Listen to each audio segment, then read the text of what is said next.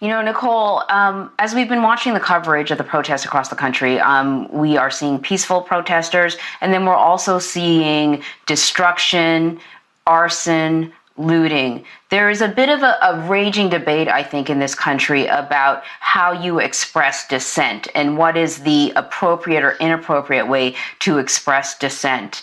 The former President Barack Obama has said, you know, that essentially there's no excuse for any forms of violence, rather, in a statement condemning these acts of violence. I want you, because one of the things you offer is a full perspective and context, most importantly, context.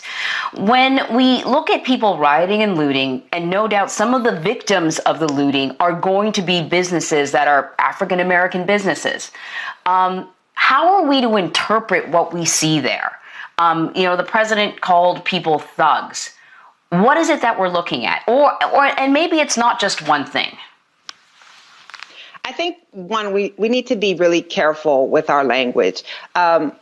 Yes, it is disturbing to see property being destroyed. It is disturbing to see people taking property from stores. But these are things. And violence is when an agent of the state kneels on a man's neck until all of the life is leached out of his body.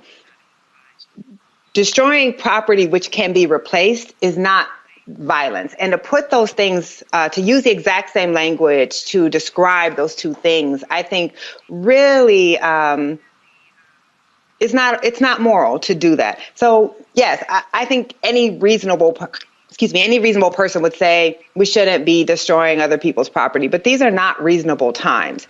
These are people who have protested against police violence again and again and again, year after year after year. And still we can have videos of law enforcement with witnesses nonchalantly taking the life of a man for the alleged crime of passing a fake $20 bill. So when we have people who say that people should respect the law, they're not respecting the law because the law is not respecting them. You can't say that regular citizens should play by all of the rules when agents of the state clearly are not.